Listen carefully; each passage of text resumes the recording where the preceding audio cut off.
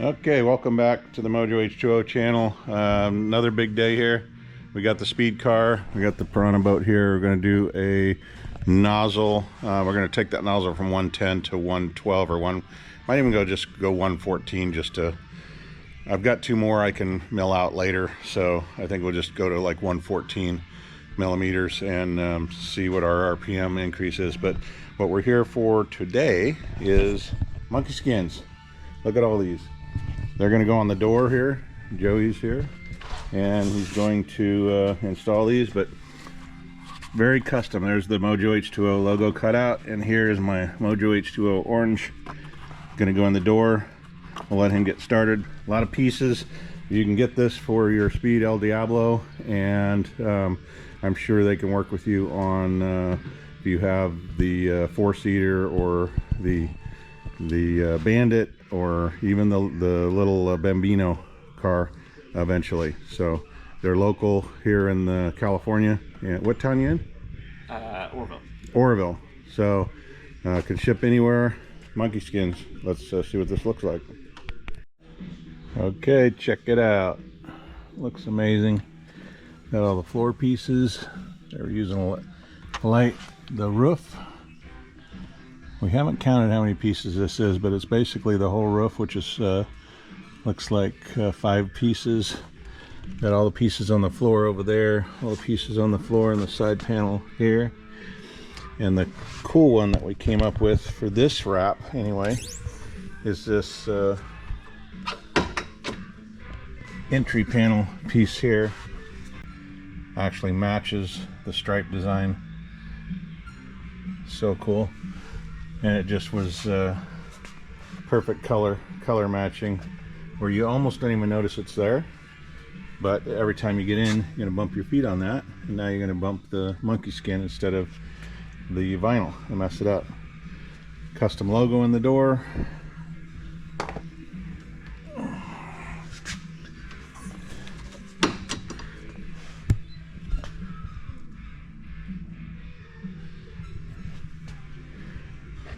And there you have it, the Speed El Diablo monkey skin kit. Pick the colors, pick the design. There are links in the description below. Highly recommend them. Check them out. Alright, so I've put this thing on the mill. I've milled it out. I can't find the tool to measure that to save my life, but I had marked it at about 3 millimeters out here on this, so I think we're somewhere around the 112 to 113 millimeter opening with the taper, and maybe not as much taper as I'd like to get, but the way my mill's set up, I can't grab it on the outside, so got to kind of do it like this. If this helps, then I might order a 114 or a 112 or something from Southern Jet direct and end up with the exact right taper. For some reason they said they want this thing to taper all the way out, but to me there's such a huge, there's a pretty big step in it right there, and I can feel that all the way around, so I'm not so sure what this taper is doing, and I'm not sure it's really going to matter. We're just trying to get the amount of water we're getting in to get out, and we're not doing that with the small nozzles. So bigger nozzle should go faster out of the hole, maybe not as much top speed, but a little faster out of the hole, and obviously more RPM, which is the two things we're struggling with. So I don't think the top speed is going to be a problem if we can get the RPM up there and get that water flowing through that pump. So just waiting for Justin to come wire up this lighting system here, and then we're gonna etch our glass. Oh, I didn't mention, here we got all of our glass in, so pretty excited about that. All those frames Paul came and made, all glass now, solid glass, and inner and outer frame, give it a little dimension, as well as the lighting strip. I'm probably gonna have to use some dark silicone in that seam once I test it and it's all working right. And then we've got to take it apart, split that, wire it up to these rock lights that are in here. So that'll come on, light up the logo, and Yeah, it's the foo-foo stuff. I know it doesn't make it any faster, but it just looks cool. So, and we don't have any air gaps other than right across the top, which is really not going to bother us. But we've completely sealed off all that heat air gap that's been that's been coming through that center piece, and having the plexi here, we just didn't have a good seal on it, you know. So plexi did its job. Now we got glass. We're ready to drop the seat in, get this electrical hooked up, get our E85 plug hooked up with some new pins. Stock pins are garbage, and get this thing out and push it a little bit harder. Been away for the last 3 weeks, no videos. I apologize for that, but had back-to-back air shows. First one was in New Zealand with Fighter Jets New Zealand. If you ever want to fly an L-39, you can legally fly an L-39 in New Zealand. So if that's something and you're happening to be going to New Zealand, they're on the Northern Island, and you can go on Fighter Jets New Zealand website, book a flight in an L-39 where you can actually take over the controls, and it's a pretty cool deal. Shout out to all my Kiwis, and hope you're all doing well. Back in the States now. Just got back from Travis Air Force Base Air Show.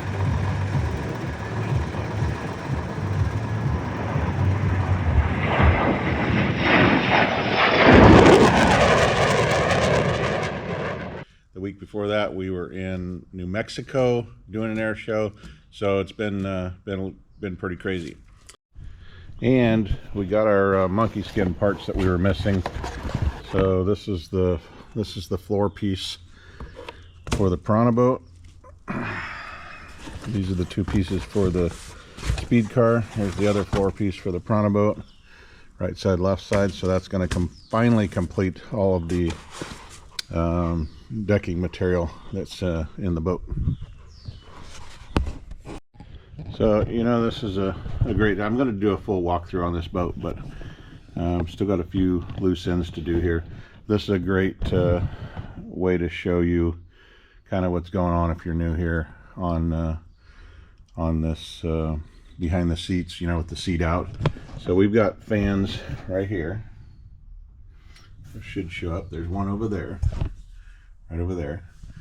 The buoys on the quick couplers. The paddle right there in a coupler, so it's all stowed. ECUs right here. RLB panel right here. This is the lighting that I'm not sure why they pinched it in here, but we basically are going to cut this and splice in wiring here, and it's going to send light up both sides of this. So if this glass works out without breaking, you can see it's cut pretty. A lot of detail cuts. I guess it took him 3 or 4 tries to make this piece of glass. So I bought 3 of these so far. This is the third one. Third one's a charm, I guess, to get that cut in there without breaking the glass. It is a laminated glass, so if it does break, it just cracks like your front windshield, same thing. But anyway, then our fuse panel right here, hot water supply for the heater course buried in here, all the vents, our gas pedal, our glove box, Paul made, freaking custom, just badass. And yeah, there's the radios and so on. You've been following it, but it's just a good time to see behind the seat and see all the detail, the stuff you can't even see when this thing's in here. And our Rousseau fire extinguisher was sponsored to us, and hopefully we never have to try that. So we also have a full fire suppression system back in here. So again, we'll do a full walkthrough video on this thing when it's completely done. It's almost there, and we'll spend some good time going over all the details. So this cord here had some pin connectors that were garbage, basically, right? And they just weren't making good connection. The thing that holds it into the connector broke off. Oh, yeah. So it slides out. Yep. So now we got some American-made ones. Yep. Thanks. American-made ones to make it work right. But that was our problem last time we took the boat out, so this should fix it. And did I mention how fucking amazing that window stuff turned out? It's just it's badass. It looks really good. Alright, sensor is in and hooked up and much better. We dropped the seat in. Justin's putting the bolts in. And that's it. We'll go down, put some fuel in her, and take her to the dock. I made a quick detour. We're at the Discovery Bay Marina. And there's the Discovery Bay boat show going on. If you're looking for a new $250,000 boat, there it is. Very expensive. God damn. Boats are out of control.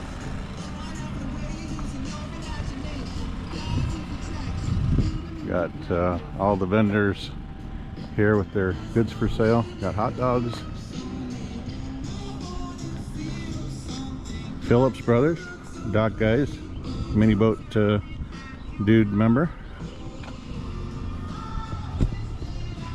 Got some got a ramp here, and yeah, we'll go check it out. Malibu MB.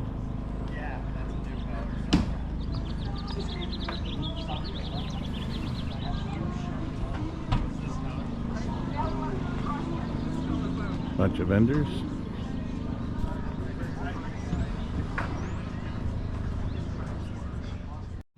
Okay, we just filled up with what, 16 gallons of E85, $48. Gotta love that. $2.99 a gallon instead of $6.15.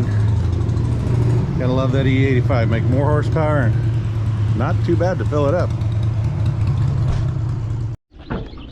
Alright, first time in the water since we did the flex fuel sensor.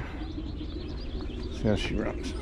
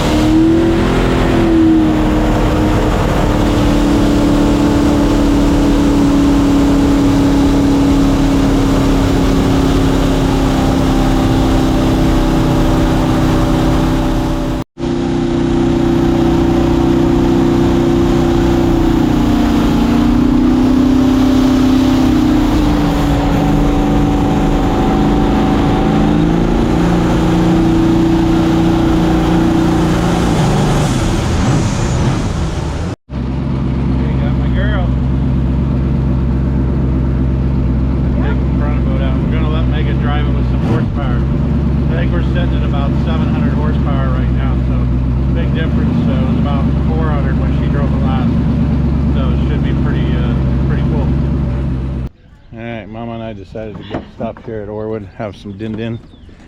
But man, it's running good. I think we got all the bugs out of it. I think we're ready to start pushing her harder. Did a little over 80 today. That was the plan. Go have some din-din. Yeah, all done with dinner. Weather's kind of getting crappy. So take it home and run her again tomorrow. We'll put it on the dock for the first time. Spend the night on the dock.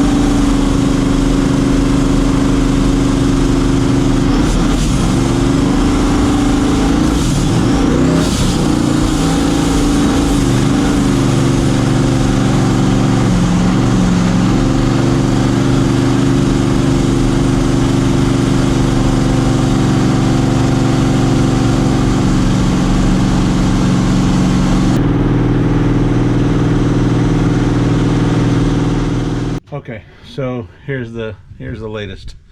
I think all the gremlins are gone.